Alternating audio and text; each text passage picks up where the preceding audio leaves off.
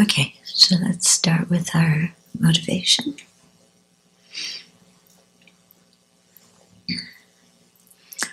So right now we still have our precious human life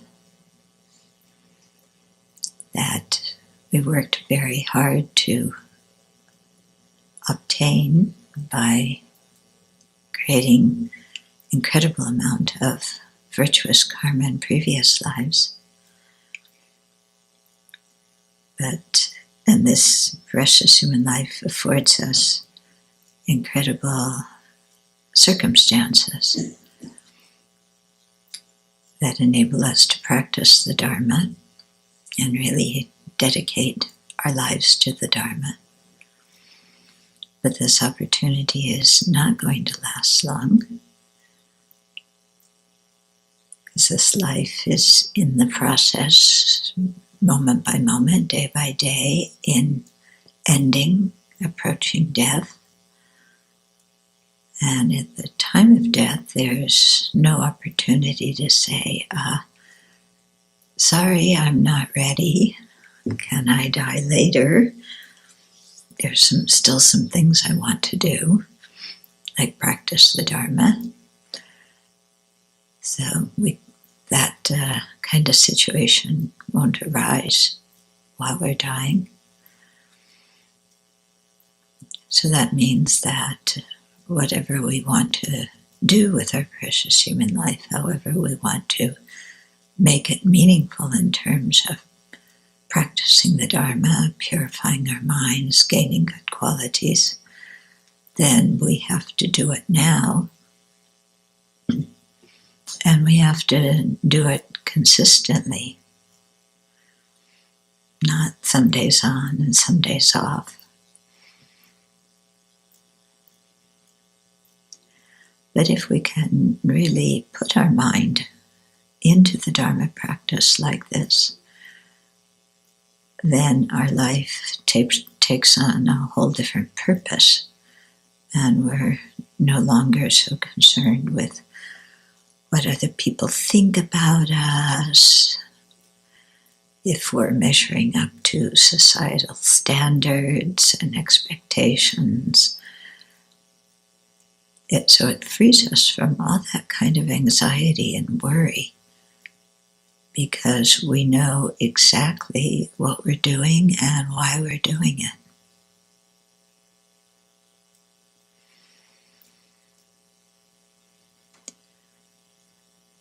And so what are we doing? We're trying to generate bodhicitta, the wisdom realizing emptiness. And why are we doing it? To attain full awakening, so we'll have the wisdom, compassion, and power to be of the greatest benefit to living beings. And so with that kind of motivation, then let's look at all these puzzling debate things.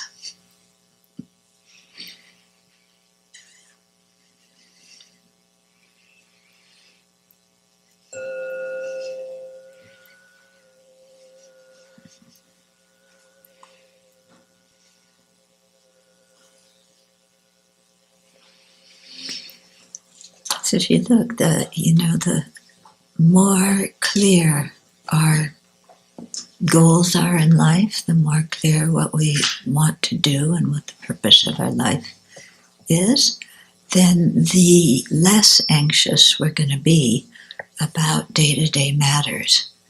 Because day-to-day matters usually have to do with the happiness of only this life, don't they? Do I fit in? Do they like me? Am I equal to the other person? Am I better than the other person? Am I inferior to the other person? Yeah, how do I look? All this kind of stuff is so often the topic of our anxiety. And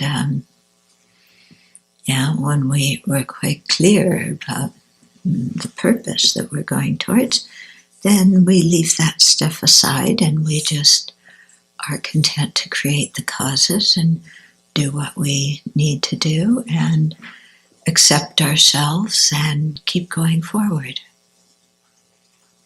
Yeah, so life becomes much clearer, much more peaceful, I think. Okay, so that piece of paper that I couldn't find last week, I found. Okay, so I want to give you, some points to compare, see how you do. Because your whole reputation depends on this, and you're standing in the monastery and what I think about you. Okay, so compare afflictions and non-virtuous mental factors.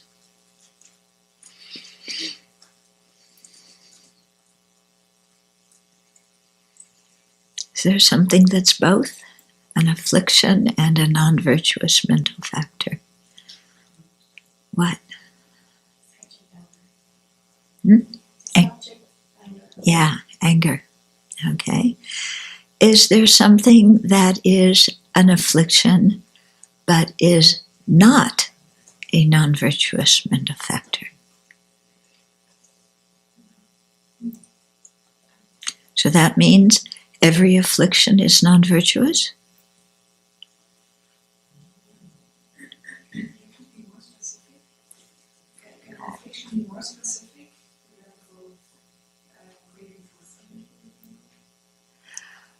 Craving for food, that's an affliction, and that's also non-virtuous. So that's the first one. I'm saying, is there something that is an affliction but is not non-virtuous? So that means all afflictions are non-virtuous. Are all afflictions non-virtuous? No. What's an example? Yeah. Self-grasping, that's neutral. What's another one? That's an affliction but not non-virtuous.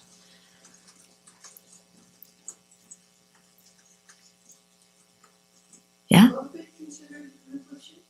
What? Would love be considered an affliction but not non-virtuous? No. Love's not an affliction. Love in a Buddhist sense, no.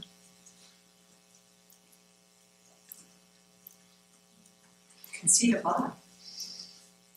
No, that's non-virtuous. No, I'm saying it's not. It's an affliction. It's an affliction, but not a non-virtuous mental factor. Conceit of love. Okay, but we're looking for something that's an affliction, and it's not non-virtuous. Self-centeredness of our heart. That's not an affliction. Yeah, we just said ignorance. She said self-grasping ignorance. Okay, you go back and study and see if there's another one. But what about the 5 views? Yeah. So, a wrong view isn't non-virtuous? That's non-virtuous. What about the other ones? So, view of a personal identity, yeah, is a form of ignorance. It's not non-virtuous. It's also neutral. Okay. Is there a something that is not an affliction but is non-virtuous?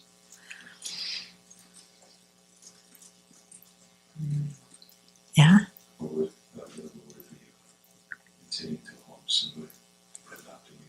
The what? Intending to harm somebody but not doing it. Okay, intending to harm somebody but not doing that. Is that an affliction? Or thinking Yeah. Malice. Hmm? Malice. That would be Malice, yeah. Isn't malice an affliction? Yeah. So something that is not an affliction, but is non-virtuous. Yeah. About killing or lying, their actions. Yeah. Are not virtuous, but not afflictions. Yeah. But we're comparing. They're actions, they're physical actions that are non-virtuous. The motivating factor in them is an affliction, but the action itself is not an affliction. Comparing non-virtuous mental. Non-virtuous, oh, you're right, something that, Not virtuous, killing is not virtuous, but it's not an affliction. yeah, but it has to be a non-virtuous mental factor, not just plain non-virtuous. Oh, understood. Sorry. Yeah. So there's something that is non-virtuous, but is a non-virtuous mental factor, but is not an affliction. How about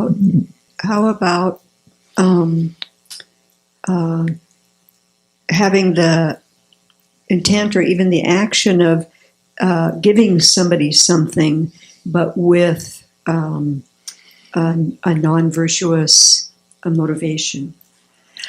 Okay, we're talking about a non-virtuous mental factor. Oh, mental factors. Sorry.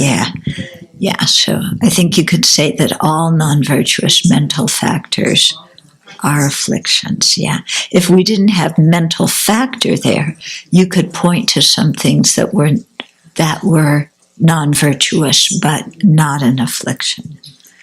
And then is there something that is neither? All virtuous mental factors. Yeah, Virtue. virtuous mental factors. Okay.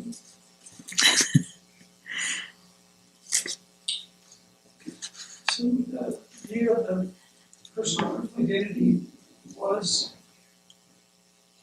an affliction.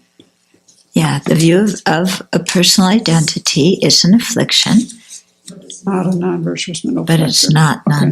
a non-virtuous mental factor. It's a neutral mental factor because it can arise also when we have virtuous minds, or it can provoke a virtuous mind. Yeah. Mm-hmm.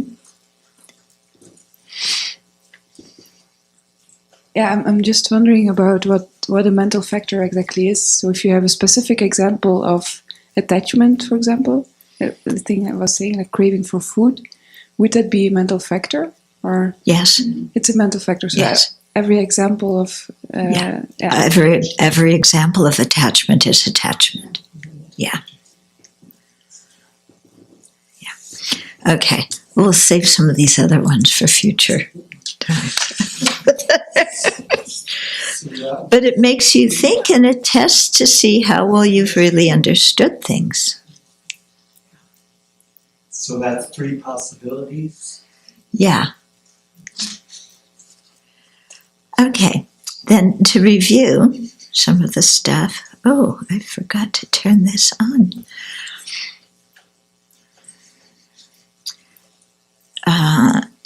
So we were on, I think, chapter 4 last time that was talking about the statements of qualities and chapter 5, statements of qualities and statements of pervasion. And so just to review some of that, because some people seem to be a bit puzzled last week. So let's see here. Okay, so with statements of qualities, the subjects are either a concrete singular term, which means a specific object, like, your robe or his car or something like that. Or it can be an abstract singular term, like a chair, but a chair doesn't refer to every chair. It's just an abstract singular noun. Okay, so it's not referring to a specific chair. Okay, so those are the subjects. So then also with statements of qualities, it's a collective a predication as opposed to a distributive predication. So these are big words, but the idea behind them isn't so big. So a collective predication means that the predicate, the quality that is being ascribed to what the subject is, the predicate says something about the subject as a whole. So when it says collective predication, it's a whole object. So his example, is if somebody comes up and says, "Oh, I really like your house," you don't say, "What part of my house do you really like?" They're just saying your house, meaning the whole collective object. So when you're having a statement of qualities, you're just talking about the whole object, whatever is being stated as the object. Okay, so it's not a part of the object, it's not an example of the object. Okay, yeah, so the chair is an impermanent phenomena. Yeah, it's not talking about what part of the chair, just the chair in general. Yeah, the Congress is dysfunctional. Yeah, it's talking about the whole thing, not, one part of it. Okay. Whereas a distributive predication, this is what's happening in statements of pervasion, but just to contrast the collective and distributive predications. The distributive predication is, in it, the predicate applies to each and every thing that is the subject. Okay. So there usually you would say something like, chairs are impermanent phenomena, and everything would apply to each and every chair, something like that. Okay, or you would state it like, if it's a chair, it's an impermanent phenomena.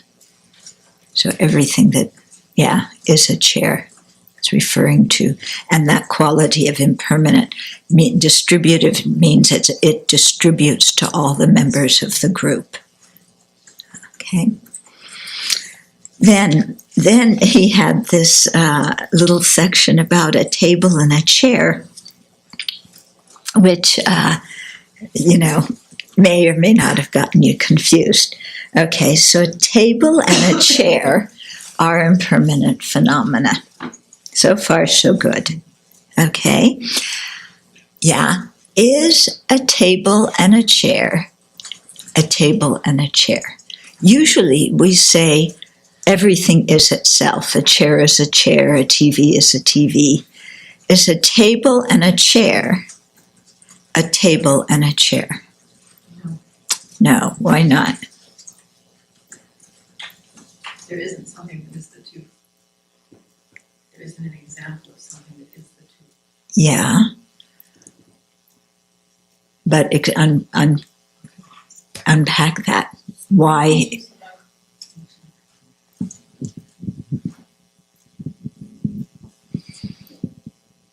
There isn't something that is The two. a table and a chair. Right. But how come you can't say a table and a chair is a table and a chair? Because a table and a chair is not a table, and a table and a chair is not a chair. Yeah. So why can't they be a table and a chair?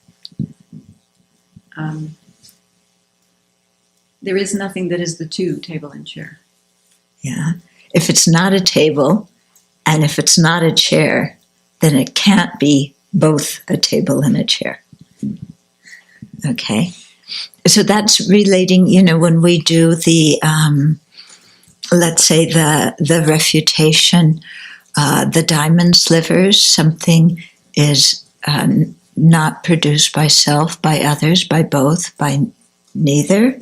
So the one of both there, why you can't say it's both, because if it's not produced by self and it's not produced by other, then it can't be produced by both. Yeah. So it's similar to that.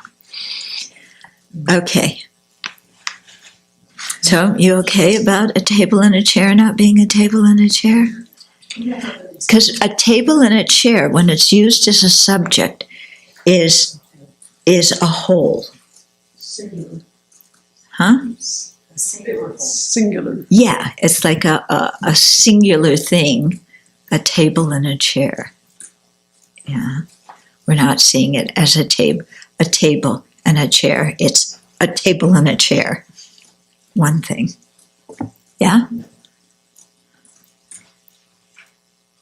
I think it would be helpful to put quotation marks around a table and a chair so that it conveys that it's one entity. Yeah. That's what we usually do, but I guess this book does not follow that convention. Yeah. Okay. Yeah, that could make it clearer. But it's asking us to be sharper and pick this out, because even though it's not how we would say it in English, this is more how things are working in terms of debate. So you could put any two objects as a singular collective. An apple and a tree Yeah, is not an apple and a tree. right, A star and a person is not a star and a person. right. Because a star and a person is not a person, and a star and a person is not a star. Okay, so if it's not either of those, it can't be both of them. Okay. Okay. Then there was his discussion of maybe said. Let's see if I can. Okay. So there's one section here.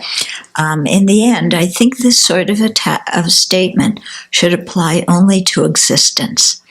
A chair has the quality of being an impermanent phenomena, but the horn of a rabbit does not have the quality of being a non-existent, because the horn of a rabbit does not have any qualities.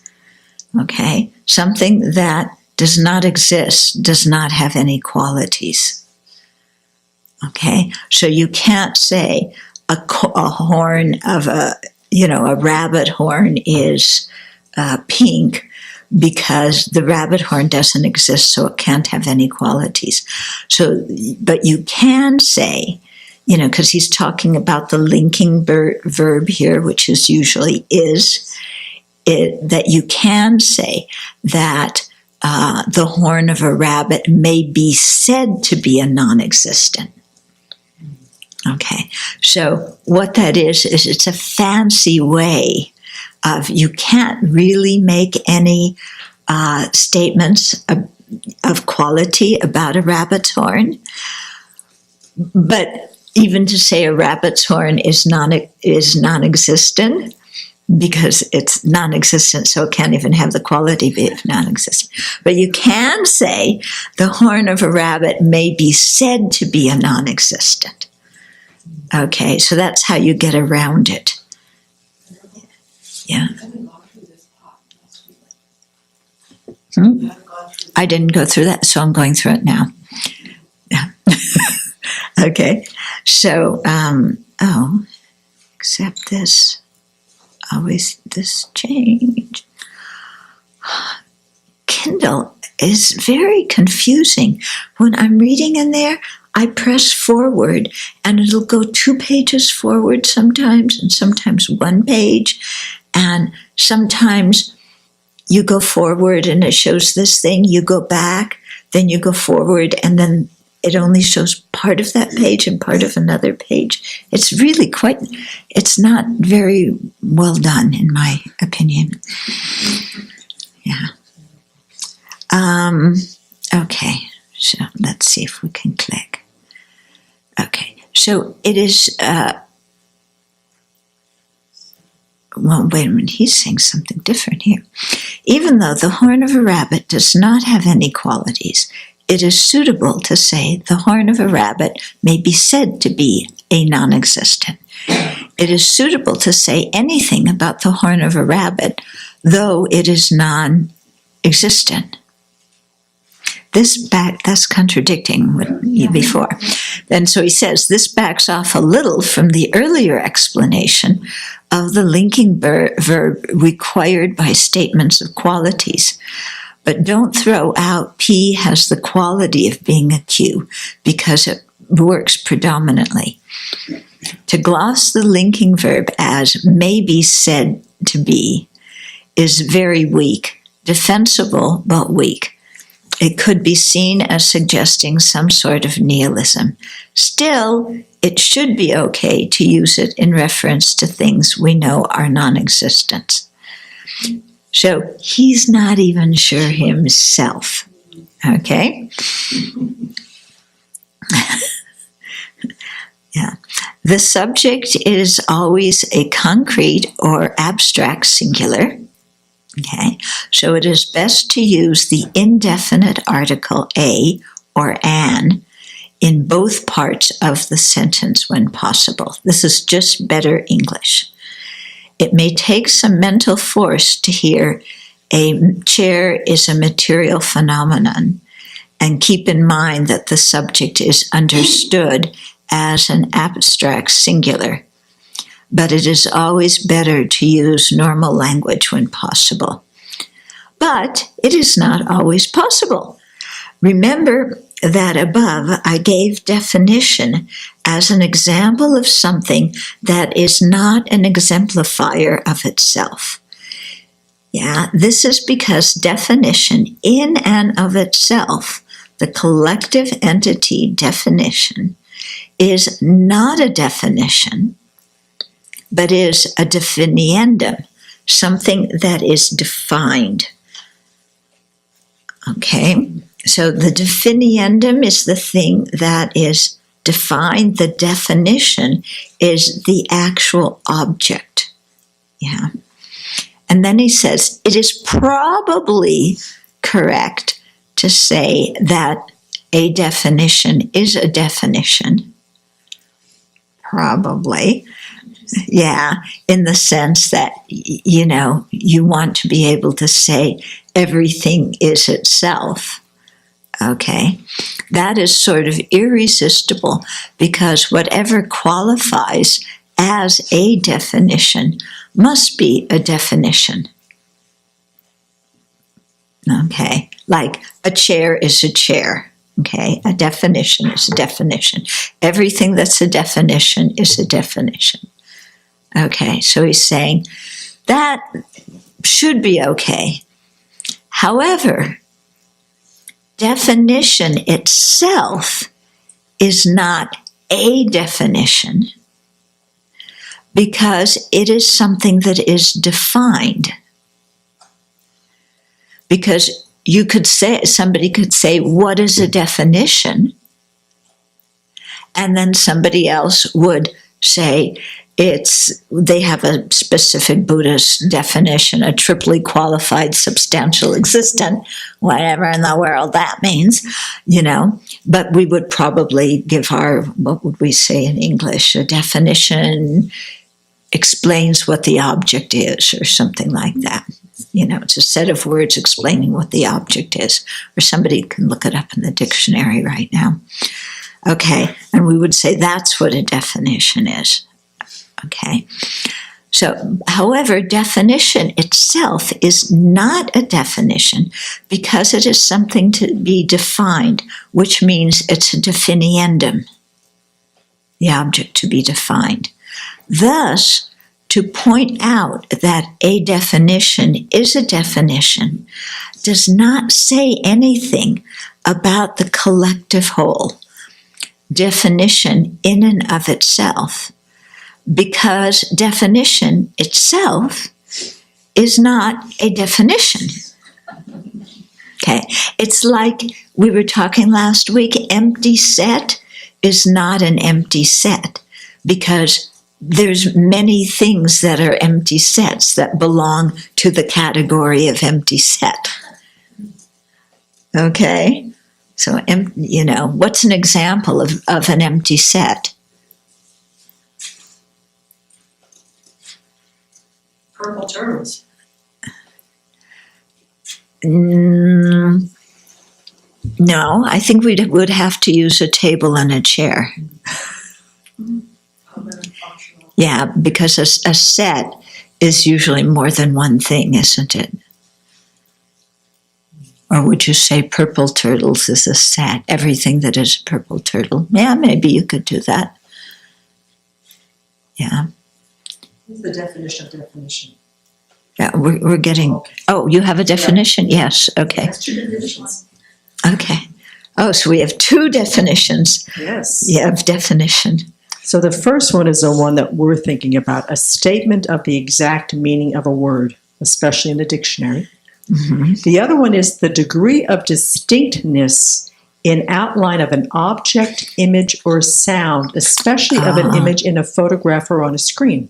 So the definition, the sharpness, Yeah. the second one. Yeah. Okay, so we would use the first one.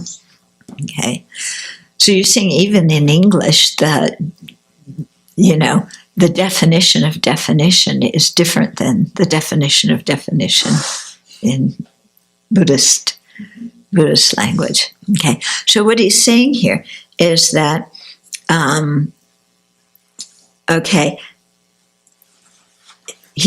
he's saying in English, we could say a definition is a definition in the sense of everything is itself. But when you want to show that definition is not actually a definition, then you wouldn't say a definition is, not a definition. You would just use definition without the article in there when you're speaking about definition. That is the definition meaning a definiendum. Okay, you would leave out the article in that case. So generally, thus to point out that a definition is a definition does not say anything about the collective whole, because definition in and of itself is not a definition. So sometimes the indefinite article, for example, a, before the subject has to be dropped in order to express the meaning correctly. Okay, so we might say an empty set is an empty set, but empty set is not empty set. Okay, so how does this work? The two players here are definition and definiendum. Definiendum literally meaning the thing defined. Generally, we think of a definition as a string of words that describes something, identifying the essential characteristics of that thing. That's the dictionary definition. Many people are not familiar with the word definiendum, but you can tell from the structure of the word is derived from Latin. That, of course, everybody studied in high school, unless they could get out of it, like me. As derived from Latin, that it refers to that which is defined. So that's what a definiendum is, that which is defined. So we tend to think of both of these as words. However, in the Buddhist system, the definition is the actual object, and the definiendum is the name designated to that. It skipped a page. Come on. Designated to that object. The definition is not just a word or string of words, not a mere description, but the object itself. For instance, the definition of a phenomena is that which holds its own entity. Thus, what this means is that the Buddhists are saying this is the essential characteristic of a phenomena. This does not mean that it is a string of words describing the character of a phenomena, but that all of those things that have the character of holding their own entities are suitable to be called phenomena.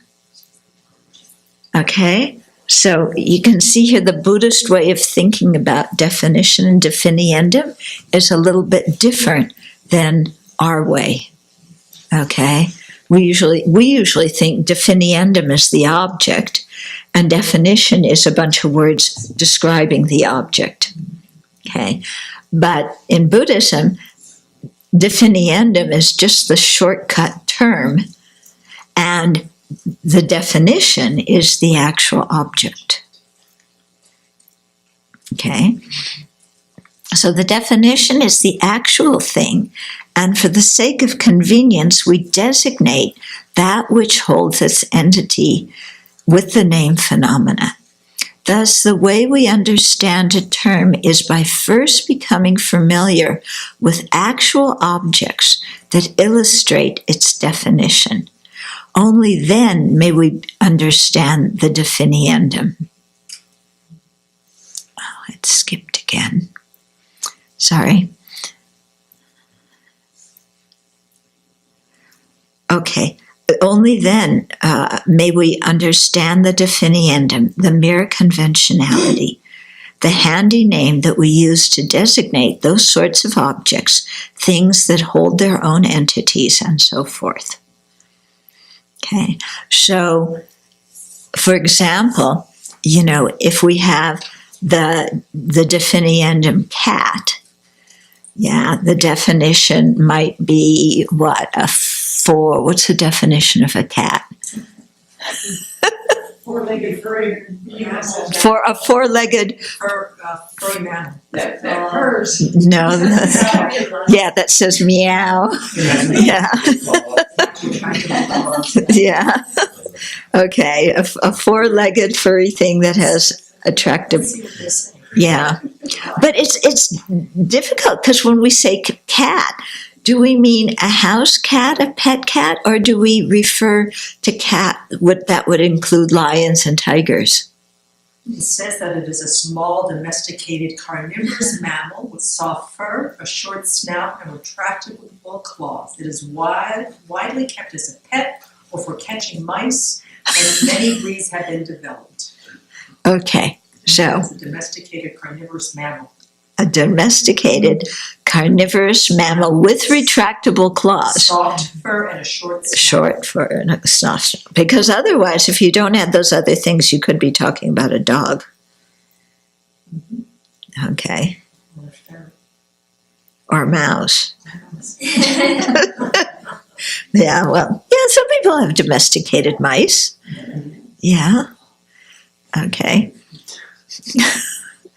Okay, so the way we understand the term cat is by first becoming familiar with the actual objects that illustrate its definition.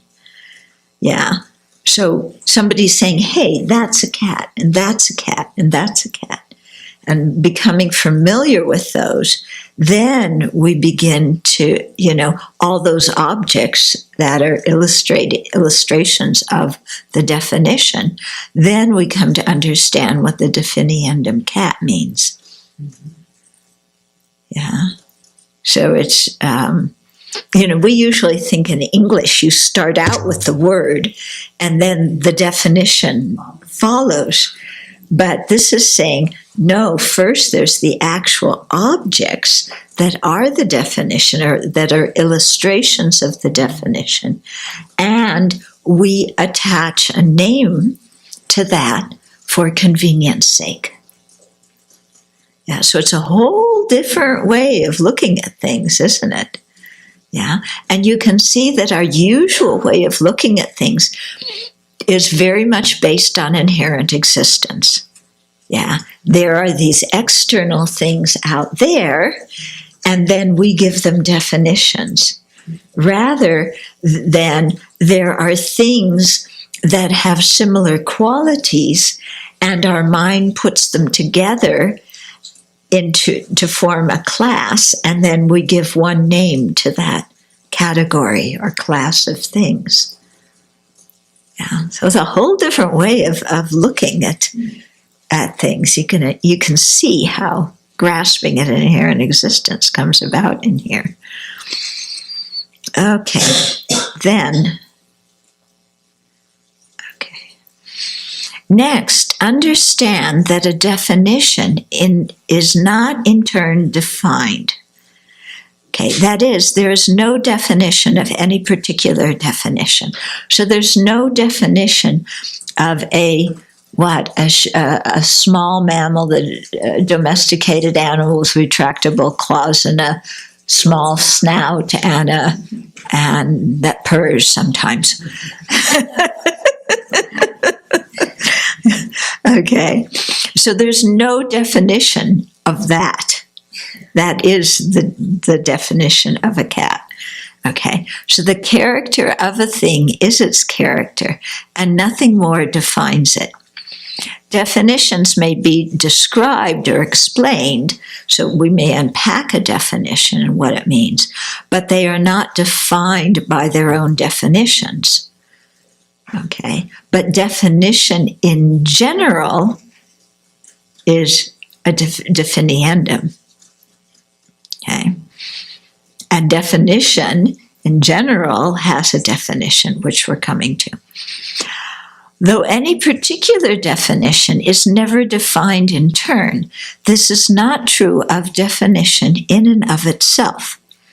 For definition in and of itself is not a definition, but a definiendum. This is so because there is a definition of definition. For definition is defined as that which is a triply qualified substantial existent. That's according to the Sautantrika school. Okay, others would not define a definition that way. So a definition is called substantial existent because it is the actual object, the meaning or referent of its definiendum. But definition itself is not a definition, but a definiendum. Okay, you understand that, right? In order to mark that clearly, the subject is stated without an article. So definition is a definiendum. Yeah, empty set is an empty set. Okay. And definition is not a definition because definition in and of itself is a definiendum. Empty set, not an empty set. Well, an empty set Is an empty set. is an empty set, but empty set is not It's an not an empty set. Yeah. Okay. Thus, sometimes the indefinite article a or an must be left out of the subject in order to alert the reader to the fact that the subject can only be understood as the abstract singular, the thing in and of itself, even though including the indefinite article would be more grammatical English. Okay, so what he's saying is, in order to make the Buddhist approach to these things work, sometimes it's not going to be good English, but mostly we should try and make it so it's good English. Okay. This doesn't. Okay, he says this does not mean we need to speak to Binglish now, English spoken in the mold of Tibetan, which does not typically use indefinite articles. That's what's interesting about Tibetan language. There's no a, an, or an, and there's no the. Yeah, and in English, a and the have very different meanings, don't they? The means that one, something specific. A usually means, it's the abstract singular. Okay, but the Tibetans don't have either a or the. So you have to pick up from the context what's going on. Come on, wake up. Oh, it skipped pages again. Okay, Rather, we should always try to use ordinary English when possible and bear in mind how statements of qualities are understood in the system. What's more, the way the statements are understood is not that unusual once you get used to it. Okay. Of course, though everything that exists is a common locus of multiple qualities, nothing is a common locus of all qualities. Common locus means you have different sets of things or different categories of things, and common locus means it's something that belongs to, if it's a common locus between cat and mammal, you could, somebody says, what's a common locus between cat and mammal? You can say Maitri or Karuna. Okay, because both a camel and a mat. Okay, both. Yeah, that's the like the election between Bush and Bohr. Yeah.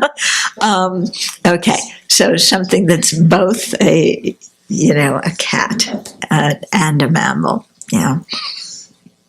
So that's what common locus means. Okay. So nothing is a common locus of all qualities. Yeah. Thus, some statements of qualities are negative. Okay, here's some examples. P is not a Q. Professor Purdue is not British. P does not have the quality of being a Q. Professor Purdue does not have the quality of being British. Definition does not have the quality of being a definition. For these is not or are not statements, it is suitable to consider the meaning of the linking verb to be or to mean. The linking verb to be does not have the quality of being, or does not have the nature of being. Okay, so when we're saying is, it means does not have the quality of being, or does not have the nature of being. Yeah, because the word is tricky. Yeah, because in English we would say a white horse is white. Yeah, a white horse has the quality of being white. Okay, but that doesn't work here. But he's saying that it's for the negative statements that it means it would be does not have the quality of being. So a cat is not an elephant. A cat does not have the quality of being an elephant. The cat does not have the nature of being an elephant. Okay? So especially when it's in the negative, it can mean does not have the quality. Even for non-existence, which do not have any qualities at all, a statement denying it has such and such quality works. Thus, the horn of a rabbit does not have the quality of being an existent. Okay, so here we can say things about whether you can say a horn of a rabbit has qualities or not. Yeah, some people might say, no, it doesn't exist. How can it have qualities? And another person can say it doesn't exist, so you can say anything you want about it. Horn of a rabbit is pink, horn of a rabbit is purple. And you say that the horn of a rabbit does not have the quality of being non-existent in that case? Does not have the quality of being non-existent, no. Because it does have the quality of being non-existent. Do they have qualities? Or I'm just confused. But non-existence don't have any qualities at all. So then anything you say is not a quality, I would think. Yeah, so it seemed like you couldn't say anything at all about non-existence, even saying that they're a non-existent.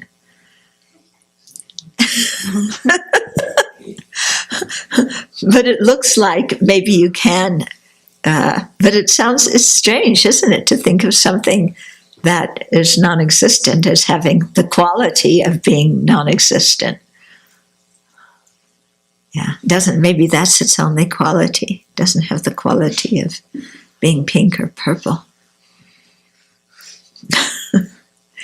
In the collected topics tradition of Buddhist debate, for a statement of qualities, and here he's summarizing, okay, 1, the subject is either a concrete singular, which is, what's an example of what's a concrete singular? The bookcase. Okay, that's an example, but how would you describe a concrete singular?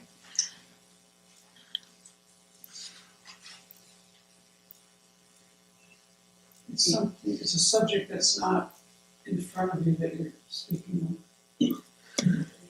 No, it's a specific subject. Oh, you're talking about concrete. A concrete singular is a specific thing that is the subject. For example, the chair, This clock on the table. this clock on the table, this chair. Okay. Okay. So it must be either a concrete singular when the statement is about something clear and concrete, like the White House or my favorite chair, or is an abstract singular. So what's an abstract singular? That's an example of an abstract singular. What is it? Tell me, give me a description or a definition of an abstract singular. That's what I just tried to describe.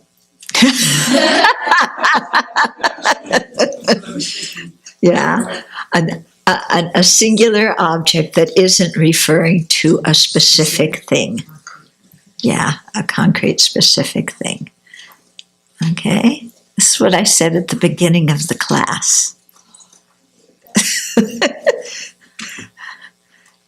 Okay, so, and then 2, the predication is always collective, never distributive. So what's collective predication? Predicate is the collective predication. The predicate is not a part of the object, it's the whole.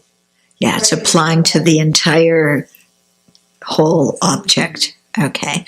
And what's a distributive predication? The predicate applies to each and everything that is the subject. Okay. Okay. You got that? Okay, so the predication is always collective, never distributive. The qualities of a phenomena as a singular entity may be distinct from the qualities of the illustrations of that phenomenon in the way that definition itself is a definiendum, but no definition is a definiendum. Don't you love it?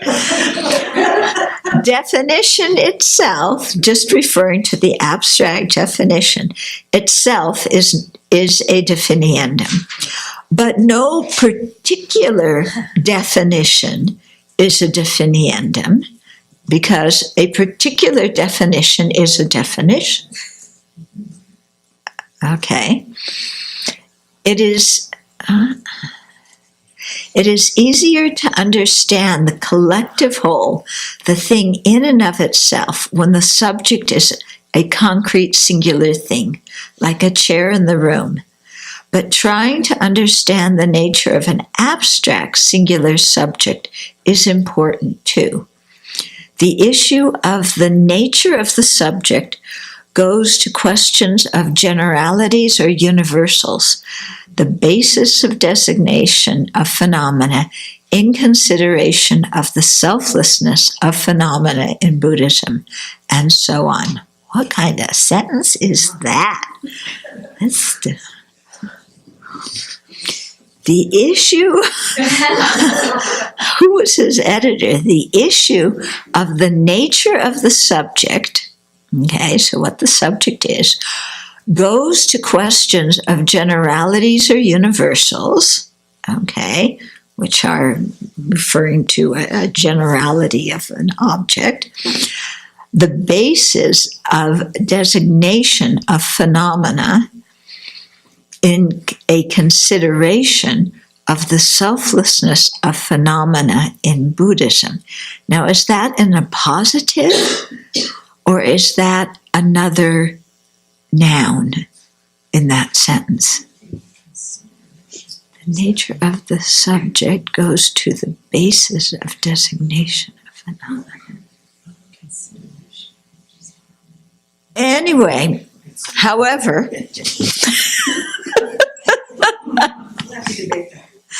yeah, I want to talk to his editor. My editor would have pink and purple and red all around that sentence. Okay. However, we cannot sort out everything up front. That's true. Rather, it is best, because he brings in generalities here and doesn't tell you what they are. Yeah. Rather, it is best to figure out a rational procedure and then use that to settle questions. For our philosopher friends, let your epistemology inform your ontology, not the other way around. Sure. Yes, sir. We'll do that. Could you say it in English, please? Okay. So he's writing for an audience who, philosophers too. Okay. Wait a minute.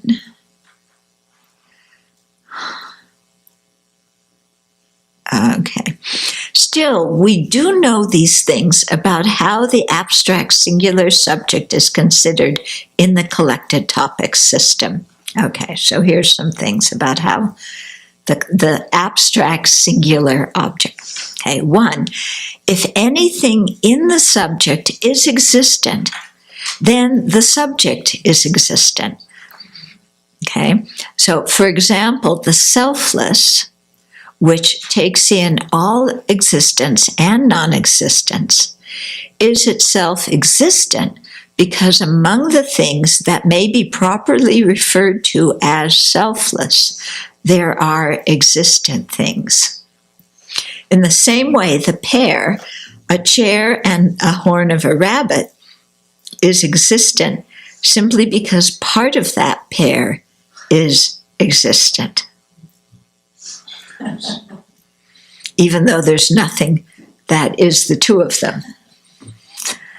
Okay. And then 2, if anything in the subject is permanent, then the subject is permanent. For instance, existence itself includes all permanent and all impermanent phenomena, and for this reason, existent itself is considered to be permanent. This has to be because in order to understand existent as a whole, one must understand that permanent factor. But you should always understand the impermanent factor too. Okay, so this is just some rules that they have in collected topics, that if a category, here meaning they might call it a universal or a generality, so it's, like a category.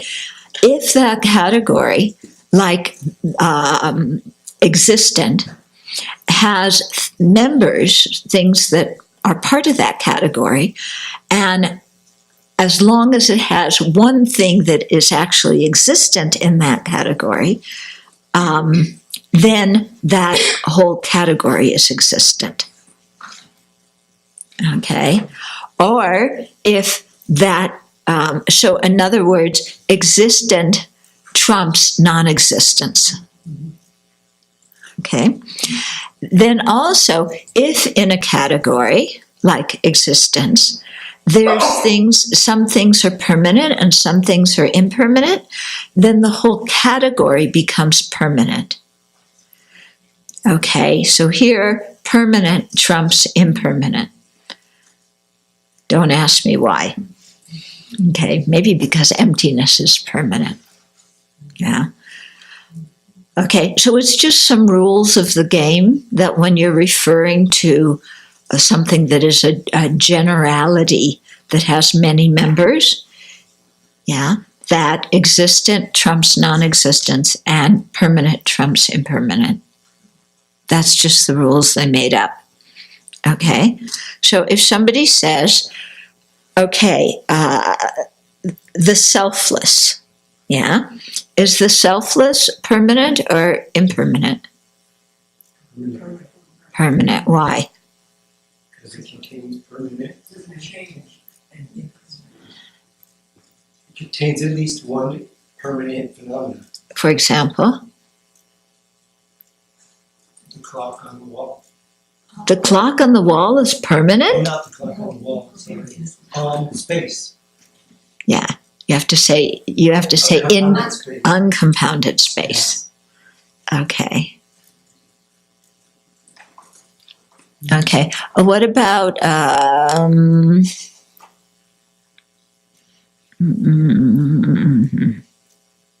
what about the category phenomena? Is that permanent or impermanent? Why?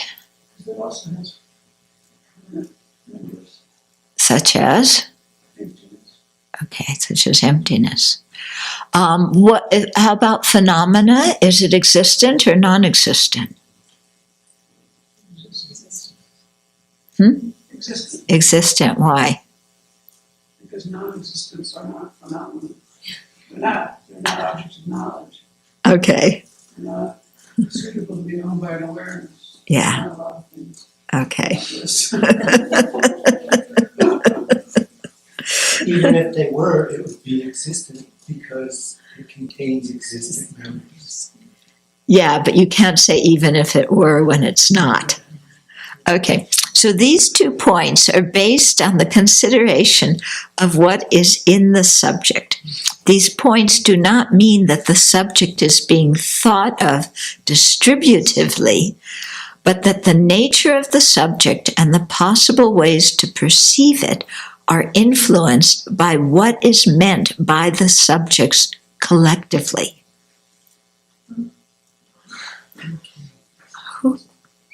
Okay. These points do not mean that the subject is being thought of distributively, okay, but that the nature of the subject, that general category, and the possible ways to perceive it, what does that mean? Whatever it means, are influenced by what is meant by the subject collectively. Does anybody understand this, or is it just me?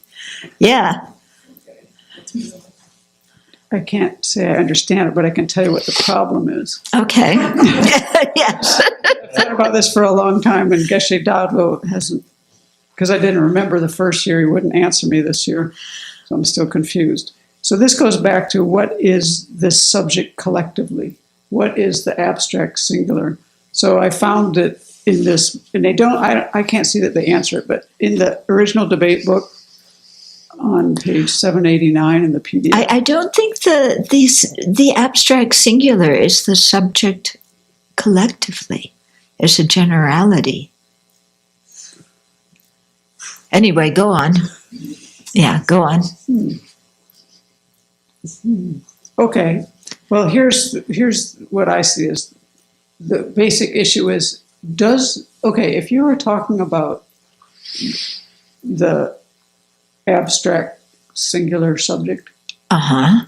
and it was a pot, does that pot hold water or not? A pot. The abstract singular pot, Yes. does it hold water or not?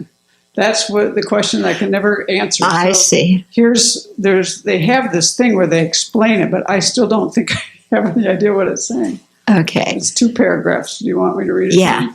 Okay. What are this you is- reading from? It's from the debate book. When he speaks in his own language, not translating anything, his conclusion at the whole end of the book.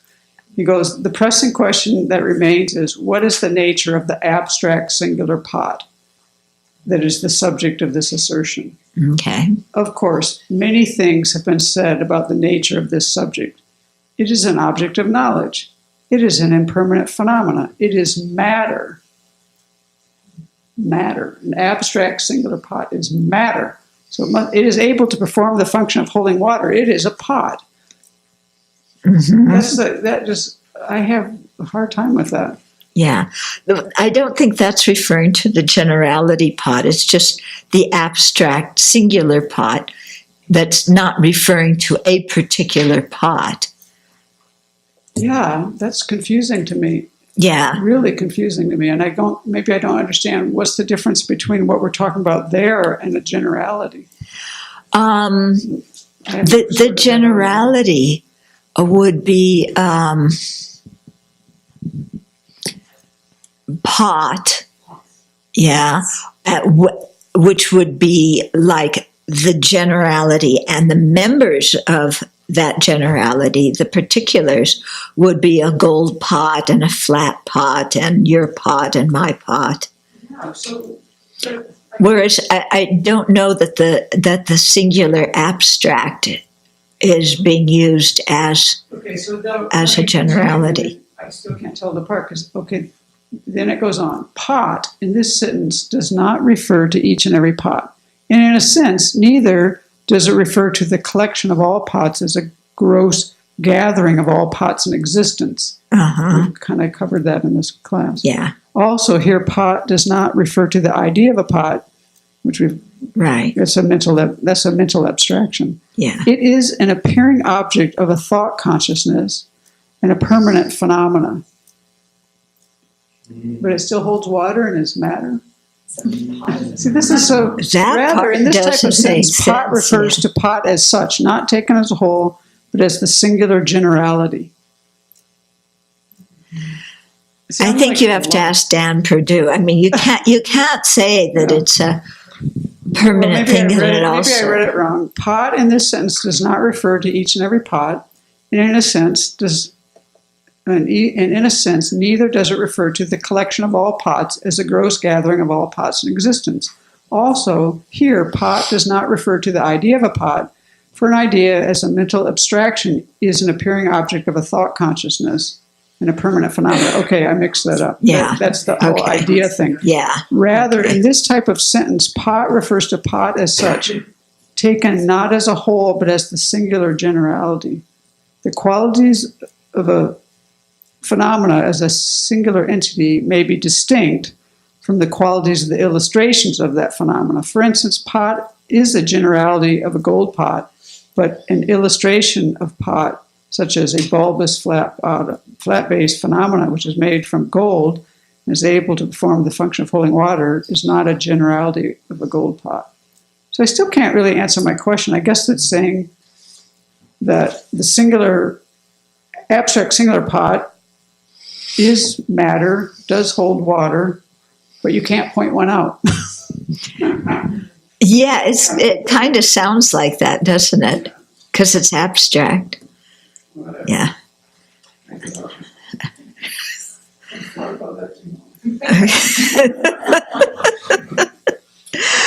Okay, so we're at a breaking point. Are there some more questions? Yes. Only ones I can answer. Okay.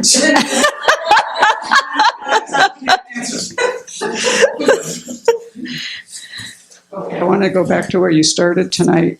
How afflictions and non-virtuous mental factors compare.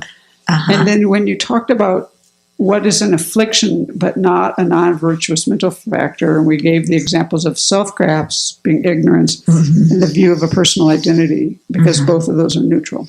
So this is where I haven't cleared this up in my mind yet. So when you're at the 8th bhumi, you don't have self-grasping ignorance. Right. You don't have the view of the personal identity. Right. You have cognitive obscurations. Right. Do you have any kind of ignorance? what is it called, like a non-afflictive ignorance, or It's called the latencies of ignorance. just the But the latencies of ignorance are not ignorance. It's not what? Ignorance. The latencies of ignorance is not ignorance. The smell of the onions is not an onion. Yes, I found it interesting, Venerable, the comment you made earlier about the no A or the in Tibetan. About the no A, articles yeah. in Tibetan. It's very similar in Japanese, Korean, and other Eastern languages. I was wondering, from different families, I wonder if that's influenced by Buddhism. And also the style of translation into English, I've heard some people call it hybrid Buddhist English after hybrid Buddhist Sanskrit. Yeah. I mean, it's always whenever you translate, because words and language are reflective of concepts, and concepts are reflective of culture. So whenever you're translating something, you're trying to translate a whole idea that may or may not be present in one culture or another. In the sense that, like they say, Eskimos have how many words for snow? Yeah, many, many words for snow. And they can tell the difference between all these different kinds of things. Whereas we look at it and we just say snow and it all looks the same. Yeah. So, language, conceptuality, it depends a lot on culture.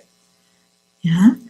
And we can see, how we think also has something to do with the number of word, like for anger, we have so many different kinds of words that fall under anger. Yeah, other cultures probably don't have so many different kinds of anger as we do.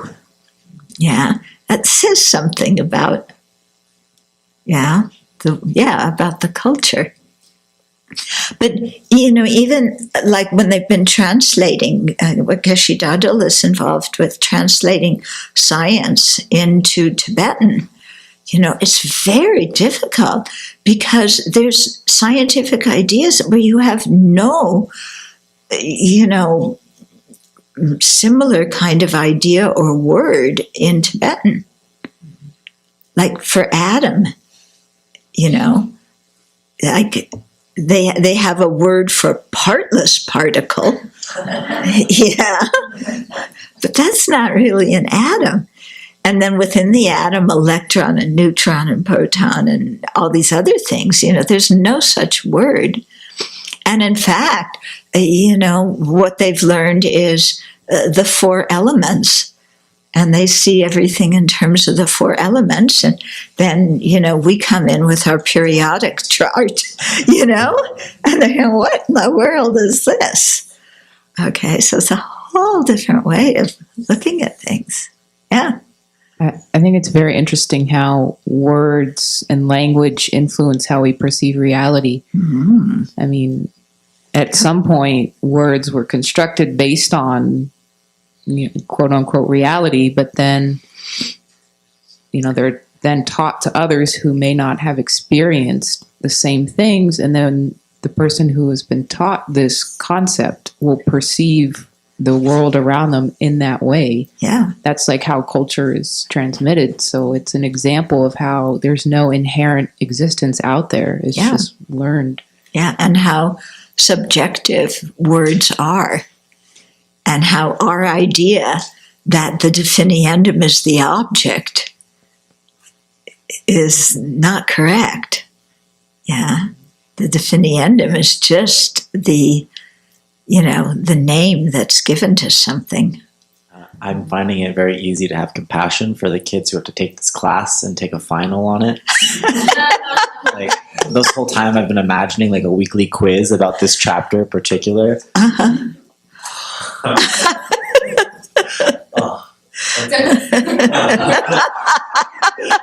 So bad when I was school right now. Yeah. But what you'll see as you go on, if you persevere with this, especially, thinking about the pervasions, we're coming into that, is that it really teaches you to think in a very clear way. Yeah. And so it's very useful in that way. And especially, when you set up a syllogism, that it has to be done in a certain way to be a correct syllogism. And then we begin to see that a lot of the ways we think are totally off the wall. They're not correct syllogisms at all. Yeah? And that we don't think in a rational, logical way. We just make mush. Yeah, so it's very helpful, I think, for clarifying our thoughts. Even though the weekly quiz may drive you crazy. I'm imagining a question like, is the definition of abandon? Yeah. Is the definition of a definition a definition? True or false? So it's just like a finally read paper about syllogism you made. Yeah. Okay. So let's, shall we stop here rather than go into privation? Or should we start a little bit on privations? Let's do a little bit. Oops. Okay, so statements of privation. In this system of debate and reasoning, statements of qualities are never intended to say something distributively about a subject, about each and every occurrence of that subject. On the other hand, statements of privation always say something distributively about each and every occurrence of a phenomena. Okay. The word privation is a time-honored translation of the Sanskrit vyapti and the Tibetan kyapa. These words convey the sense that something is spread throughout, covered by, filled with, completely occupied by, or universally penetrated by another thing or quality. It is used to state that every member of a group of phenomena is completely occupied by some quality. For instance, here is a statement of privation. Whatever is a material phenomena is necessarily impermanent. Okay? So that's meaning that every single thing that's a material phenomena is impermanent. Okay? Another way of saying that, which I actually prefer, is if it's a material phenomena, it is necessarily impermanent. It's the same meaning. Okay? This statement means that spread throughout the group of material phenomena is the quality of being impermanent, that the entire group of material phenomena is covered wall to wall, as it were, with impermanence, that the entire group is filled with impermanent things, that the entire group is fully, completely, universally occupied by impermanent things. Of course, this does not say that each and every impermanent thing is a material phenomena, so the privation doesn't go the other way. Yeah, which would be false, because time, for instance, is impermanent but not material. Okay. You may prefer to think of these as universal statements, but privation is truer to the original words. In this course, there are two main ways of stating a privation. Okay, so here's what he has. Whatever is a P is necessarily a Q. An example, whatever is a cat is necessarily a mammal. Okay. And then the second way, if something is a P, then it is necessarily a Q. An example, if something is a cat, then it is necessarily a mammal. Okay, so the sense of these statements is clear enough. Actually, he includes lions and tigers, if you read further, as cats, which we don't. Yeah.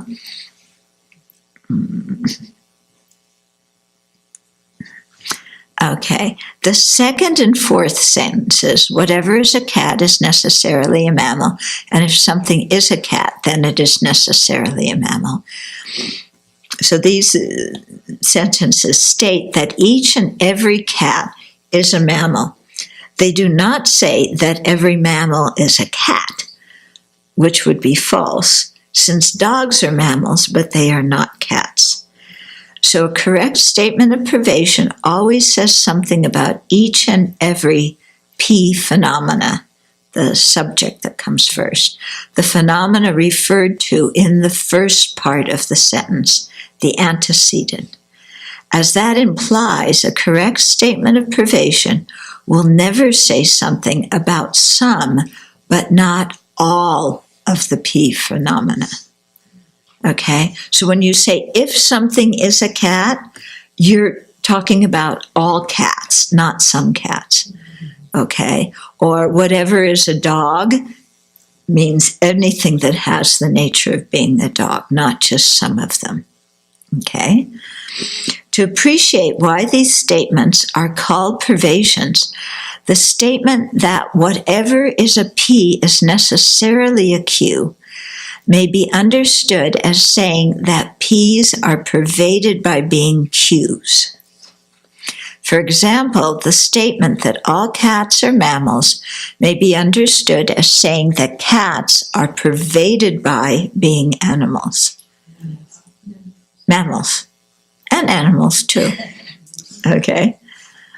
For any correct privation, the range of the P phenomenon must be equal to or smaller than the range of the Q phenomenon. Okay, so for existence, there is the correct privation. Whatever is an impermanent phenomena, P, is necessarily a functioning thing.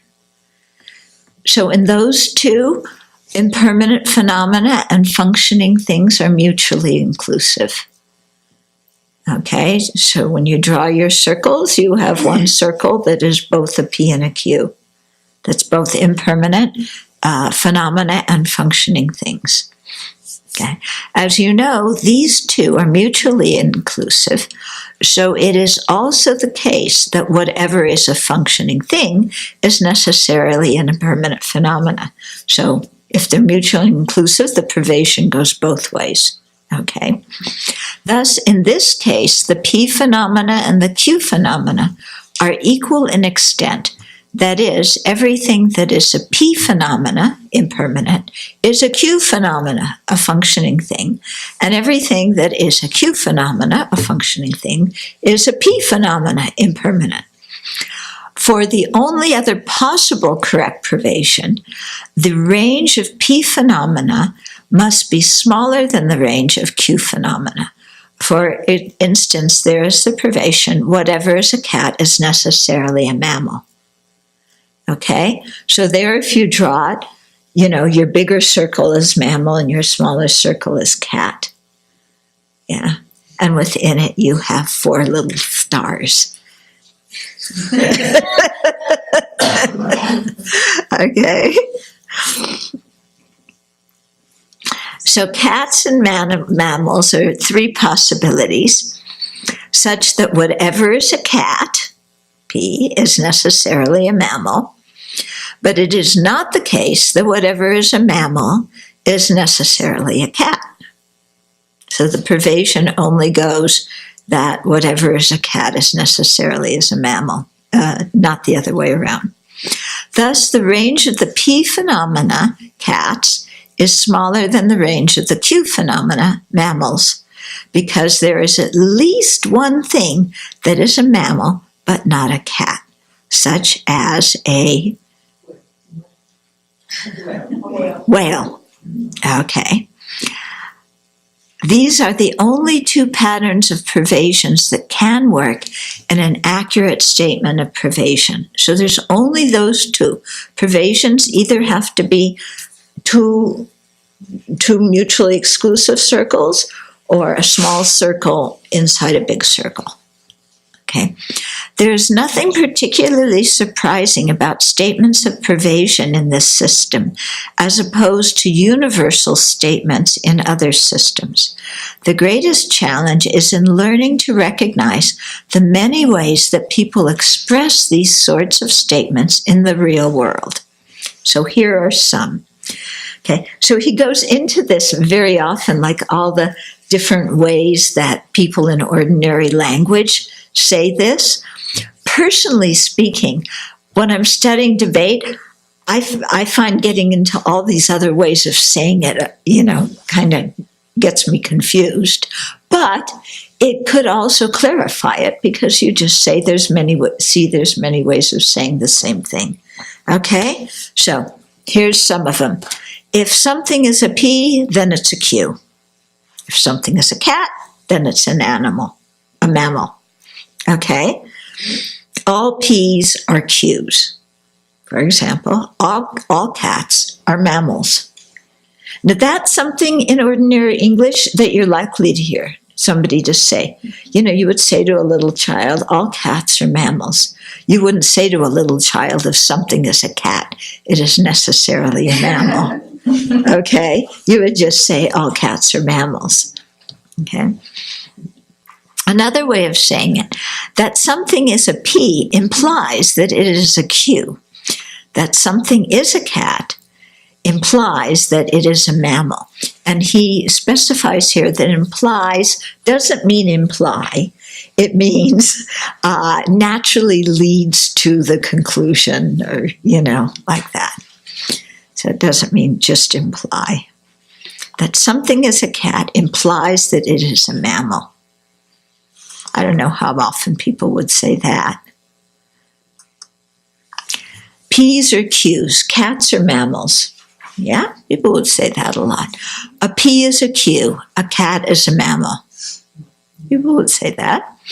Whatever is a P is a Q, whatever is a cat is a mammal. They wouldn't say that so much. Every P is a Q, every cat is a mammal. Yeah? Everything that is a P is also a Q. Everything that is a cat is also a mammal. Yeah, you could say it in English, but it's not so common. For every P, it is a Q. For every cat, it is a mammal. No, it's more, for every cat, there is a comfy bed. Each thing P is such that it is a Q. Each cat is such that it is a mammal. It's just easier to say all cats are mammals, isn't it? It is a Q because it is a P. It is a mammal because it is a cat. We would usually say because it's a cat, it is a mammal, wouldn't we? Yeah. That's the next one. Because it is a P, it is a Q. Because it is a cat, it is a mammal. Each and every P is a Q. Each and every cat is a mammal. So, contrary to public belief that Karuna is a queen of the world, she's actually a mammal. Of course, they're something that's the queen of the world can also be a mammal, can't it? So anything at all that is a P is also a Q. Anything at all that is a cat is also a mammal. I see our cats chafing. They want to say anything at all that is a cat should also be cherished and fed and pet and whenever it wants, but not when it doesn't want. For every P, it is also a Q. For every cat, it is also a mammal. People wouldn't say that so much. When you have a P, you have a Q. When you have a cat, you have a mammal. I think if you were arguing, you might say some of these things. Who? If you were arguing about something, you might say something. Yeah. If you were arguing. It seems that the most prevalent ways of stating a privation in ordinary English are all cats are mammals. Yes, thank you. Every cat is a mammal, and cats are mammals. Okay. But when you're talking in debate language, you would always say, if it is a P, it is necessarily a Q, or whatever is a P is necessarily a Q. Yeah, you usually use that. Okay, shall we stop here? What statements of privation imply? We'll continue next week.